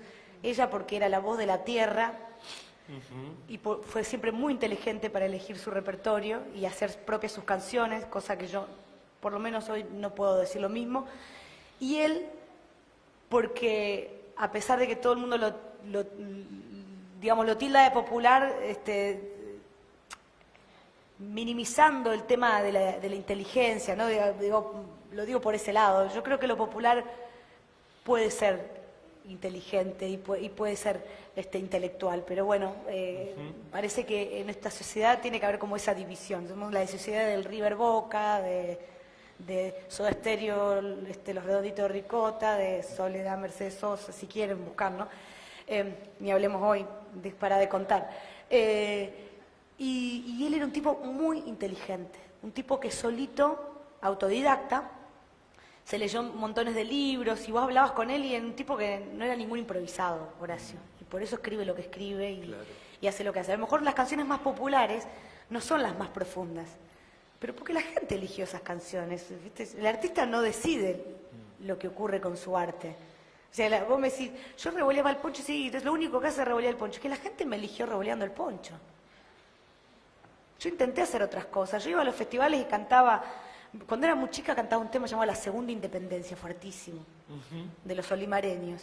Yo que soy americano, no importa de qué país, quiero que mi continente viva algún día feliz, que los países hermanos de Centroamérica y Sur borren las sombras del norte, ramalazos de luz.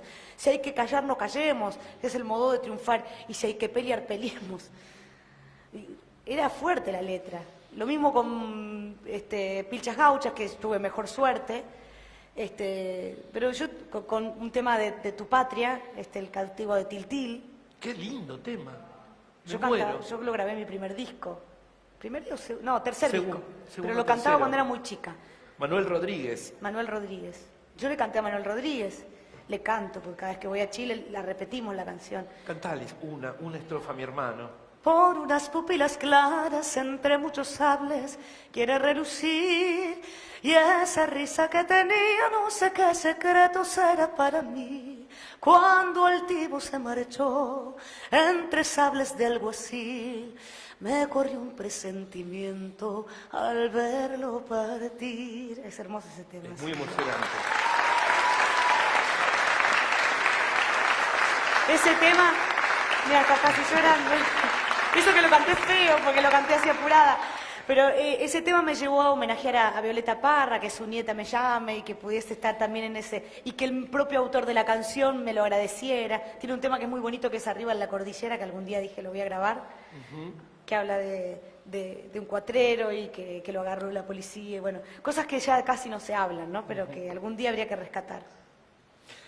Me emocionó. ¿Qué extrañas de Horacio? Y su alegría y él era muy, muy verdad. La verdad es que si hay algo que yo no le puedo, que nadie le puede criticar a Horacio, puede estar de acuerdo, ¿no?, con su manera de pensar, pero no era careta. El tipo lo que sentía, lo decía y lo decía de tal manera. Pero era un poco fuerte como lo decía y a mucha gente le caía mal, pero hay que leerlo a Horacio en su historia de vida. Porque todos arrastramos muchas cosas y por eso somos lo que somos. Pero Horacio, por ejemplo, le cantaba mucho al vino. Yo me leí toda su biografía cuando hicimos el show juntos porque fue idea mía y yo armé la lista de temas, el repertorio. ¿Y qué significaba el vino ahí? El vino era la bebida que a su padre lo volvía cariñoso. Era el único momento en que su papá... Su papá no era violento, lo que pasa es que el tipo tenía una vida de hachero, se la pasaba fuera de la casa, en la época de la forestal. Se aflojaba cuando Entonces tomaba. cuando tomaba vino se aflojaba y tenía ese momento con la familia y le habrá dicho cosas muy lindas y los acariciaba. Entonces el vino para Horacio era eso, no era lo que mucha gente también dice. Por eso a mí me duele tanto cuando así livianamente hablan de Horacio, bueno, tomaba vino. Porque todo el mundo se acuerda cuando llenó el tanque de agua de su casa de vino para hacer una fiesta. Sí.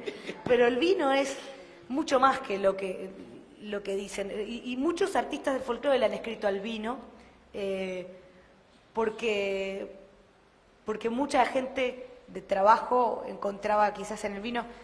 Ahora, con esto no quiero hacer apología al vino, tampoco seamos tan tontos después de tomar ese titular, ¿no? Claro, tampoco salgan de acá, no inspirados digo por la Sole, a bajarse los tanques de vino. La dificultad que tenemos hoy para hablar es esa, que todo el tiempo hay que estar explicando las cosas de todos lados para que nadie lo tome de cierto... Tómenlo como quieran, ¿no? Pero, porque son libres de hacerlo, pero... una copita de vino hasta favoloro, le decía, le hacía bien al corazón. Claro. ¿No? La Sole me parece que lo que está sugiriendo, le hablo a la producción, es una copita de vino. Acá nos tienen ¿Por qué no? agua. ¿Por qué ya no? son las 7 de la tarde, che. A mí me encanta el vino. Bueno, yo cantaba una canción que le escribió un cura y un gran artista del folclore. Dice: compadre, que tiene el vino que usted al tomar comienza a sentirse hombre y empieza a hablar de lo que más quiere, de su verdad. Hablemos de una sociedad en donde por ahí no podía expresarse como hoy, ¿no? Y eran otros tiempos, ¿no? Bueno, comienza a sentirse hombre también, ¿no? Comienza a sentirse libre, es eso lo que quería decir. Humano. ¿no? Humano, hombre desde el punto de vista del humano, exactamente. Tengo unos juegos. A ver. Me voy a hacer el Marley un rato. Juguemos. Uno es verdad o mentira. ¿Tengo que decir verdad o mentira? ¿Es así? Tiene que decir verdad o mentira. Bueno, a ver. Es sencillo. ¿Es verdad o es mentira que dejó la mamadera a los 9 años? Es verdad. Bien. Me encantaba desayunar en la cama, pero mi mamá me la llevaba a la cama, era con café con leche, ¿viste? Era Sí. un poquito... Mamadera con café con leche adentro. Sí, poníamos Radio 2. Sí.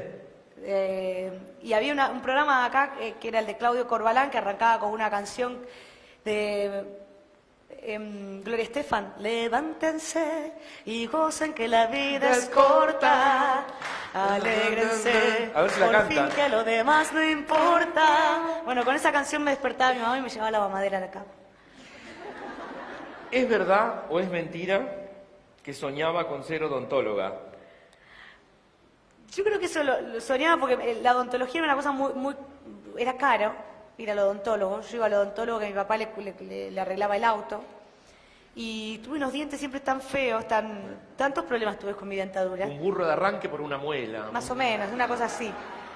Pero después me tuve que hacer ortodoncia. Entonces yo creo que tenía que ver con eso, ¿no? Claro, Decía, claro. si hubiese sido... Mirá qué loco, porque vos es que yo quería ser médico, pero porque era un niño que el exilio se ve que me había afectado de tal manera que la pasaba enfermo. Mira, y bueno, yo creo que tiene que ver eso. Yo tenía genesia, que me faltaba no me creció nunca un diente, después otros que tuvieron que bajarlos con la ortodoncia, todos separados entre sí, un desastre. Y yo iba al odontólogo y me decía, pero vos tenés una buena dentadura, me decía. Y la verdad es que no estaba errado porque, digamos, en el color y en la fortaleza, mi abuela, la mamá de mi papá, se murió con 96 años, tenía todos sus dientes. Mirá. Más gastaditos, pero nunca usó postizo. Claro. Ojalá que me herede eso, por favor. Ojalá. Y comía muy bien, además. ¿Es verdad o es mentira que las primeras canciones de Atahualpa Yupanqui le producían orgasmos. Mentira.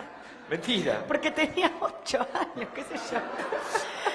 Y además te digo una cosa, a mi viejo a lo mejor le generaba algo así, pero no, porque tampoco entendía sus letras, ¿viste? Al principio Claro. era como, Rebuscado. era más un gusto que le daba a mi viejo que otra cosa, la verdad.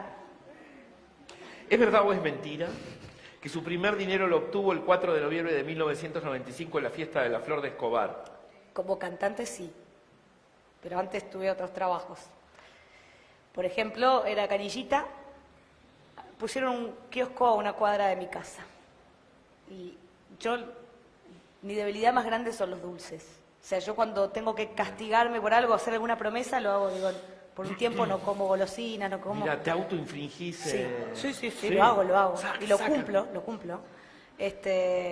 Y a mis hijas cuando vienen de los cumpleaños les saco la sorpresita, como si yo me como. Bueno, llegué, cuestión que era muy buena la chica, la señora que tenía el kiosco, me fiaba, esto no lo sabía mi papá ni mi mamá, y yo llegué a deberle 400 pesos de aquel momento, que era mucha plata. Mucha plata. Yo compraba la golosina a la hora de que mis viejos se iban a dormir la siesta. Me venía con las golosinas, me subía al auto de mi viejo, ponía un cassette de folclore.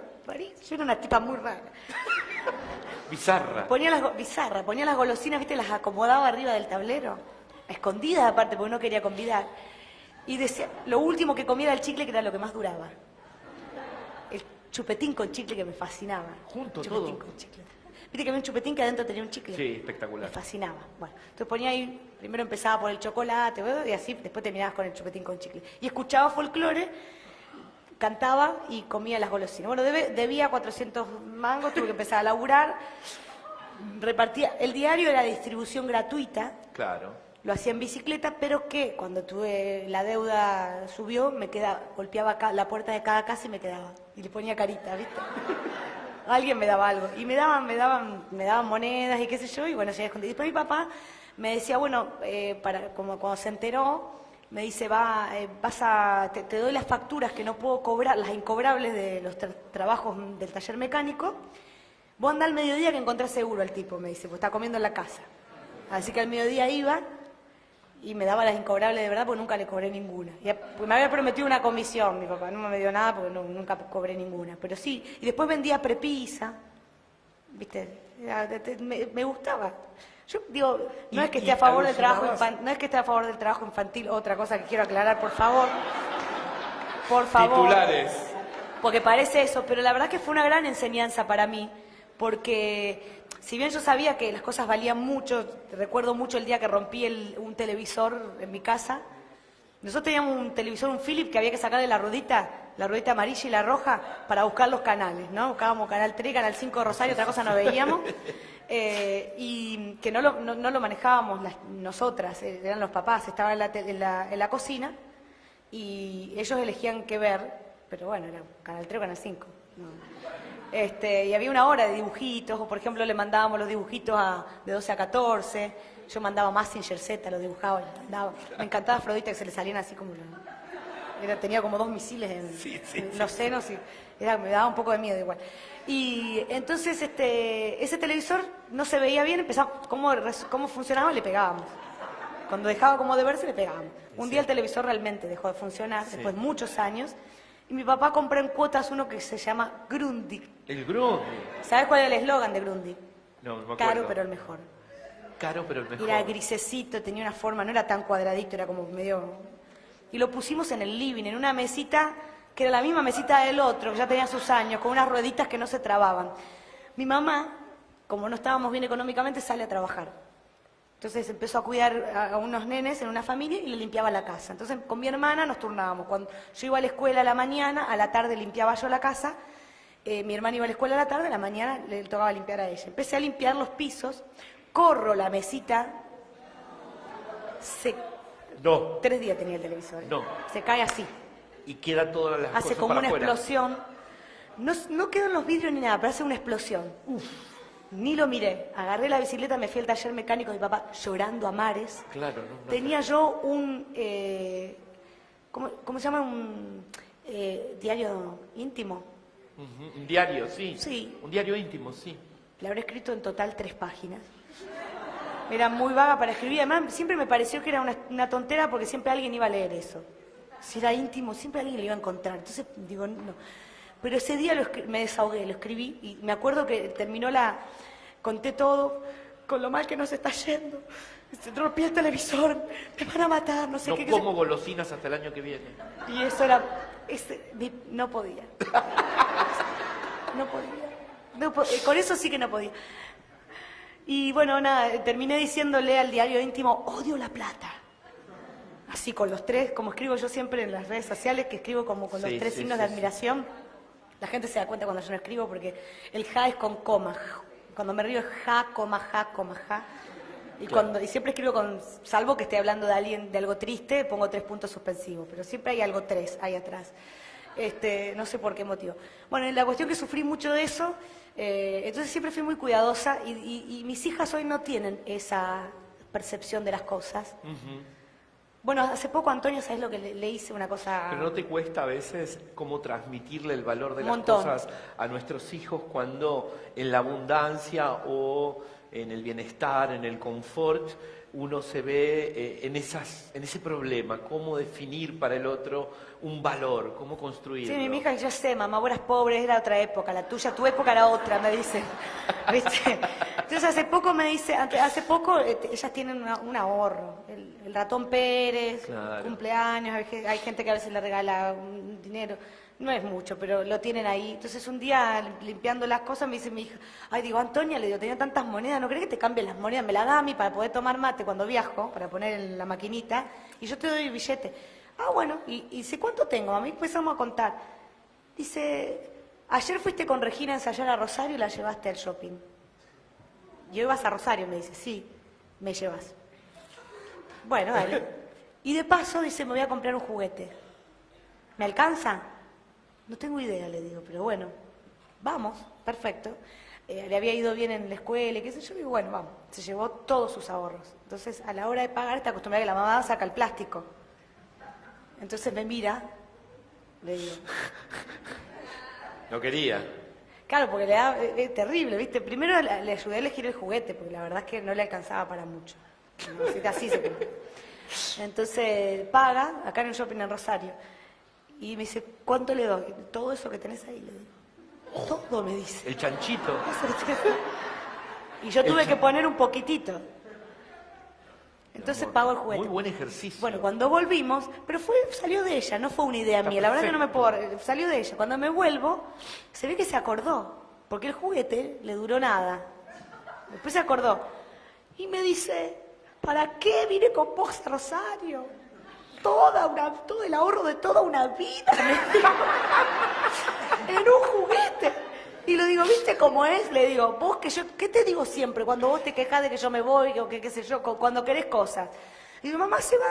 Y digo, bueno, gracias a que mamá se va, vos tomás la leche, y viste, pero es como que, por más que se lo digas, no lo entiende. Claro. No lo entiende. O sea, algún día le va a caer esa ficha, pero no lo entiende. Pero eso fue una enseñanza muy interesante para ella. Sole, hablemos de música. Te voy a proponer otro juego. A ver. Yo te voy a nombrar un ritmo latinoamericano y vos, en una frase, me vas a decir lo primero que se te ocurra. Frase, no palabra. Una frase. Ok. Una frasecita. Cumbia, Alegría. malambo, Fuerza. tango, Nostalgia. chacarera, Chacarera. Tiempo. lambada, Sensualidad. chamamé, Chamamé es casi una religión. Porque chamamé se supone que significa cosa hecha a la ligera, ¿no?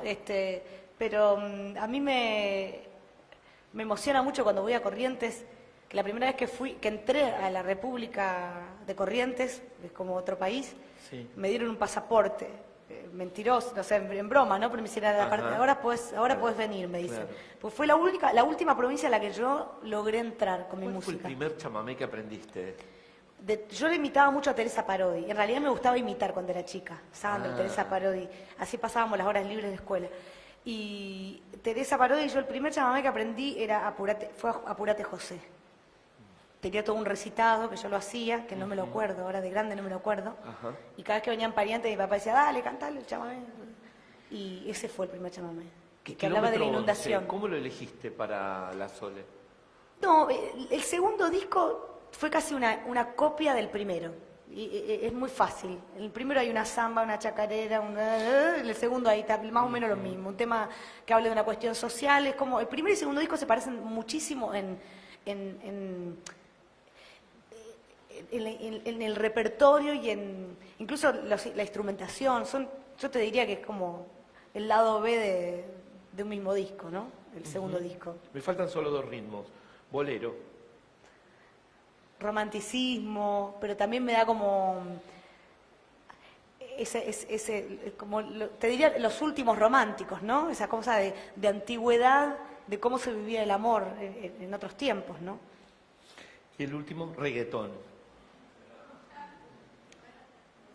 A ver qué te puedo decir con el reggaetón, porque a mí me genera mucha alegría el reggaetón también. ¿Bailás? Soy media patadura, pero Sí. con mis hijas sí bailamos. Bueno, mis hijas, el requetón, dice mi hija. Ajá. Poneme un requetón. Yo no estoy muy de acuerdo con algunas letras del reggaetón, ¿Por qué? porque siento que hay una contradicción total en esta sociedad.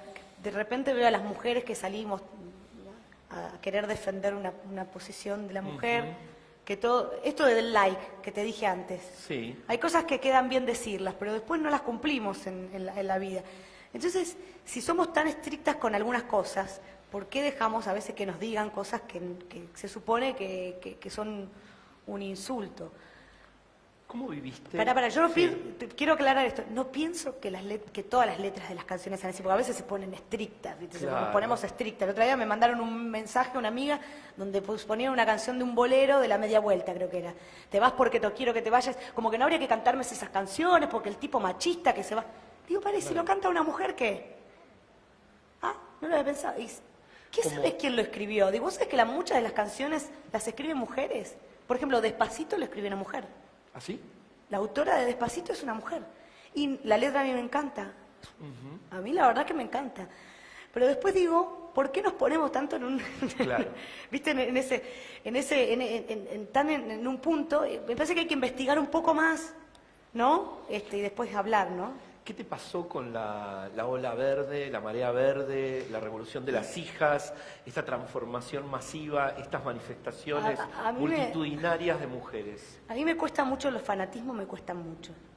No estoy de acuerdo con el fanatismo de ningún tipo, ni en la religión, ni en la política. Yo digo siempre que soy fanática futbolera, pero la verdad es que tengo mis límites. Tengo mis límites. Entonces yo siento que no hay que fanatizarse, que no se lo puede, que cada uno es lo que es su historia y eso nos lleva a pensar de esta manera. Entonces, por eso me gusta esto del contacto con la gente, porque vos te vas enterando de cosas. Una vez me pasó que participé en una canción que estaba en contra de la minería, de la mega minería, cosa que yo te puedo decir, si vos me lo explicás desde el punto de vista de todo lo que genera no solamente a los seres humanos, sino también a la ecología, ¿no? Vos decís, ay, esto es un horror. Esto es un horror, pero tan horror como eso es que no sé, que no dividamos la basura, que hagamos las cosas. ¿Eso lo decís por las posturas en contra, por ejemplo, de los productos utilizados en la industria de la soja? No, lo digo por todo, porque me pasó, yo te quería contar una historia, me pasó que después un día fui a cantar al sur y canté para toda gente que trabajaba en la minería, para el trabajador de la minería. Y se me acercaron y me dijeron, ¿te podemos hablar? Sí, no hay problema. Y me entregaron una carta y en la carta era como que contaban que bueno, que ese era su trabajo, su forma de vida, que también, o sea, digo, hay diferentes realidades y posturas. Yo creo que tenemos siempre que tratar de elegir la que es mejor para todos. Esto es como la política misma, cuando la política tiene que tomar una decisión, hay gente que queda fuera de esa decisión.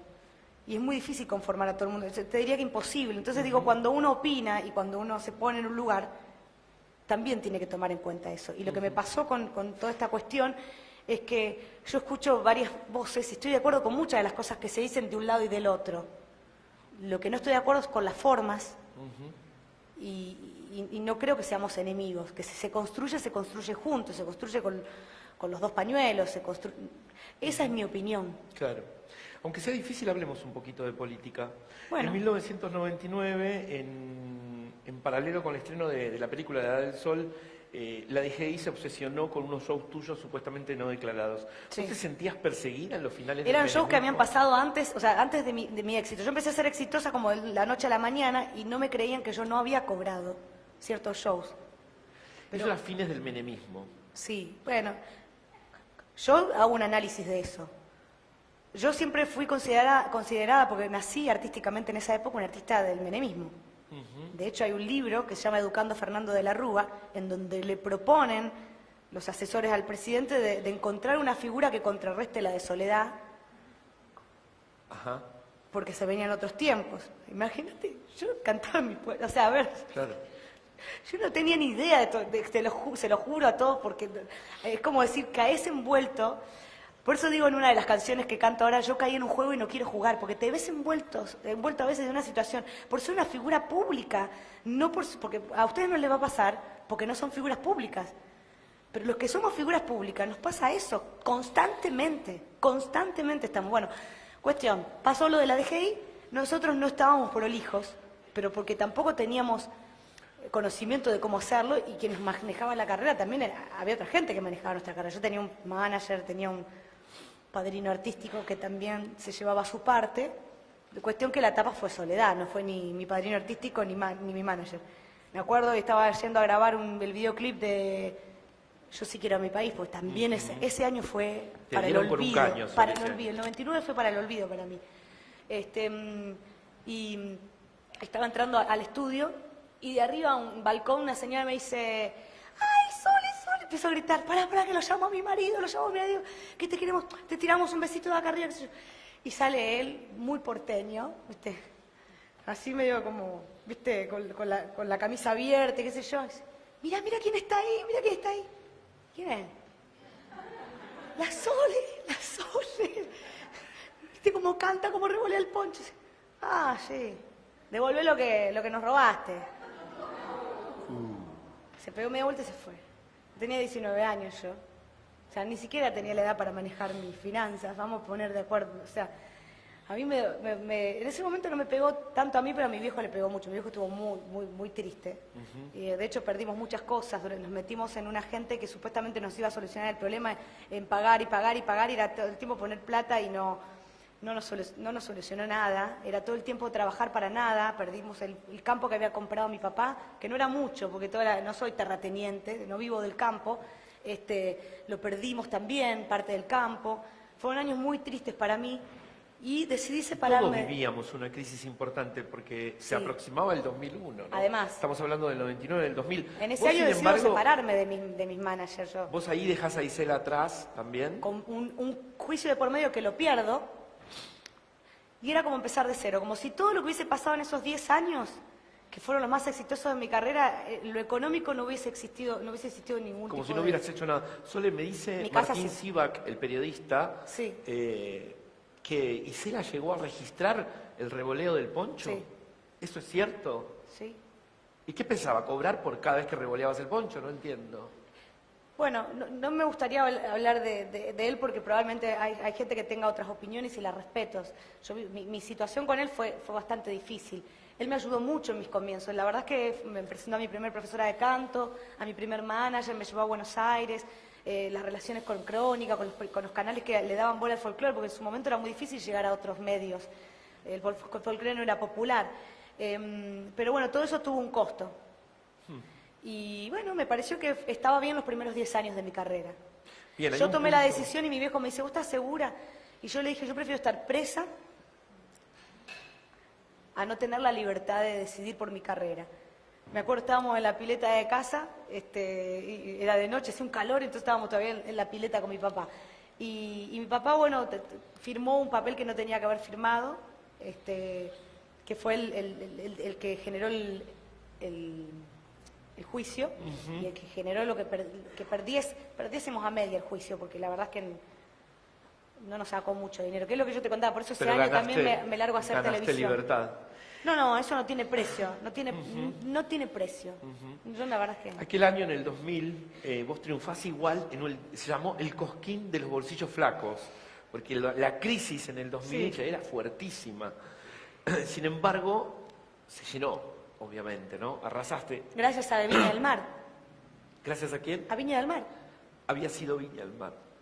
Venía de triunfar en Viña del Mar y yo venía de Chile. Y en el camino me llama un periodista de Clarín y me dice, para hacerme una nota, Marta Platía creo que fue, Marta Platía. que, Clarín. que siempre escribió muy lindas notas, siempre decía como que terminó esa nota diciendo Cosquín volvió a brillar con la niña de sus ojos, una cosa así. Me acuerdo, me causó mucho cariño, no estaba acostumbrada a que los periodistas escriban así de mí. Ella escribe también una crónica de Jesús María cuando no se pudo hacer la doma. Claro, eso fue en el 98. Sole, y recordando aquella época, ¿sentís algo parecido hoy respecto a esa crisis que vivimos, en esta situación de crisis? No. ¿Cómo lo estás viviendo esto? Con esa, nos da esa sensación de tristeza, ¿no? Pero también yo creo que hay una cosa que nos pasa a los seres humanos que es la profecía de lo autocumplido. Es como, si uno está triste y le dice al resto, che, qué triste, el resto se pone triste y es así. Lo mismo pasa con la sonrisa, cuando yo digo la sonrisa, la alegría se contagia, también creo eso. Yo con esto no quiero decir que no estamos viviendo una crisis. Quiero decir de que estamos acostumbrados a vivir crisis y que no ha sido, a Dios gracias para muchos, una cosa por lo menos para la Argentina. Mucha gente sufre, gente que está como fuera del sistema y que siempre lo está. Con crisis y sin crisis siempre lo está. Sufre mucho. Pero siempre digo los de la clase media, que es como los que también más expresan y se terminaron acostumbrando. A mí lo que más me entristece de esto es la cuestión cíclica que tenemos. Sí. Yo estoy leyendo ahora un libro de historia y estoy por el 1826, creo, por ahí, y es como decir, pucha, digo, pasa lo mismo y siempre lo mismo. Y volvemos a pasar por ahí como en una elipsis. Es una elipsis, esa es la palabra. Y entonces a mí eso me entristece, pero como soy positiva y como tengo un sobrino que estudia y que se esfuerza y que le va muy bien y tengo un ahijado que le pasa lo mismo, digo, bueno, hay una generación que se está poniendo las pilas y que probablemente nos enseñe mucho a los que... Con esto tampoco quiero ser como sonaba los de las generaciones mayores cuando yo era chica que decía, el futuro es de los chicos. No, el futuro, o sea, nosotros tenemos que hablar de hoy y todos tenemos que poner las pilas, los grandes, los chicos, todos. Pero bueno, también creo que todos estos cambios que estamos, este cambio de paradigma que está viviendo no Argentina sino el mundo, siento que nos puede llevar a algo mejor. Bien. Estas discusiones que se arman, ¿no? De sí esto, sí lo otro, siento que nos pueden llevar a algo mejor. Siempre y cuando también lo hagamos con mucho respeto y mucha... También tratando de ponernos en el lugar del otro cuando discutimos, ¿no? Bien. Este es casi el final, pero antes del final, ustedes saben que a Soledad le gusta mucho que el público cante, ¿no? Y es experta arengando público. Entonces lo que vamos a hacer es un juego que es con ustedes, que es una toma de examen, ¿no? A ver si se saben las letras de lo que Mariano del Mazo, uno de los periodistas que ha escrito muchísimo sobre vos... El que más tapas de Clarín me dio. ¿No? Sí, del Mazo... Él tituló Furia Gaucha, la nota, él fue el del que fue un título muy... Que después te dio como una identidad, ¿no? Y después La Bestia Folk creo que también... No, La Bestia Folk no sé si es de él, que es un título que mucha gente usa cuando me escribe. Él hizo en un momento un listado del repertorio más festivalero y seguro de la Sole en el 97. Wow. Con lo cual el juego consiste en la Sole empieza a tararear y ustedes demuestran que se saben la canción. ¿Están de acuerdo? Tarareando. Okay, Usted yo tarareando tararea. no digo la letra. Usted no les canta la Qué letra. fácil que me la hiciste porque yo no me acuerdo de ninguna letra. Sí, porque ellas vieron que tienen tema con la memoria. Entonces, la Sole tararea. Soy dispersa, porque vos sabés que me acuerdo de muchas cosas. Vos sabés que pero no viste uso que agenda, no uso uno no nada. se acuerda de lo que quiere. Sí, pero por ahí como digo la letra, como siempre está alguien que me salva, capaz que por eso Claro. no estoy tan... Bueno, ahora la salvan ustedes, ella se olvida, pero tararea, nos da la melodía. Dale. ¿Bien? Son 3 o 4 cancioncitas. La primera es Salteñita de los Valles.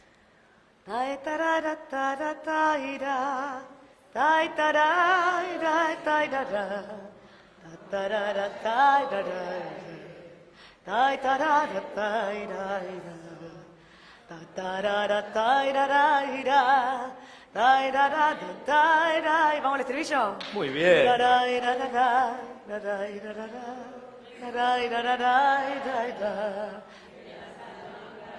Ya está, ya está. Yo creo que La está saben. bien. Sí, la saben. Bravo. Saben mejor que yo. Solo dos más. Kilómetro 11.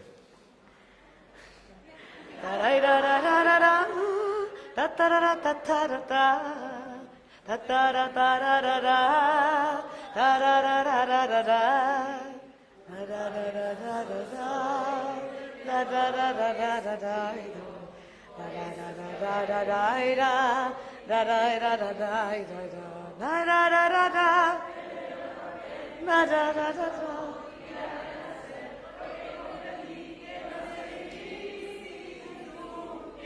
muy bien. Está bien, cantaron varias versiones porque yo canté varias versiones. Y la última, el duende del bandoneón. Ay, ¿cómo empezaba esta? Vamos. Tararaira, tararaira, tararara, tararaira, tararaira, tararaira, tararara, tararaira, tararaira, tararaira. Oh, muy bien, yo creo que si la seguimos, Bravo. yo creo que está bien. Esa ni yo me la acuerdo. Y entonces, ahora que se portaron tan bien y todos aprobaron este importantísimo examen, nos merecemos una estrofa de la canción que Soledad elija para despedirnos de ustedes. Una sola. ¿Qué te puedo cantar?